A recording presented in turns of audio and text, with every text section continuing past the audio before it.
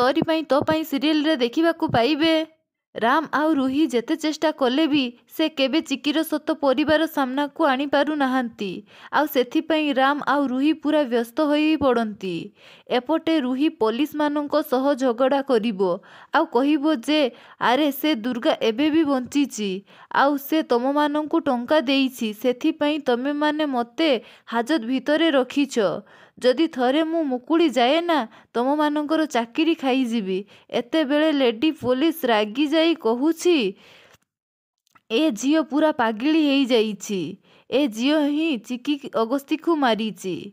ଏପଟେ ସିନ୍ରେ ଆପଣମାନେ ଦେଖିବାକୁ ପାଇବେ ରାମ କହୁଛନ୍ତି ପ୍ଲିଜ୍ ଚିକି ତମେ ମାନିଯାଅ ଯେ ତୁମେ ଦୁର୍ଗା ନୁହେଁ, ତୁମେ ଚିକି ବୋଲି।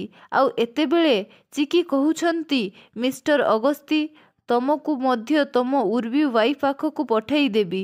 ତମେ ମନେ ରଖ ମୁଁ କେବେ ବି ଚିକି ନଥିଲି କି ହେବିନି। ତମେ ଏମିତି ମୋତେ ଜାଲରେ ଫସାଇବାକୁ ଚେଷ୍ଟା କରନି।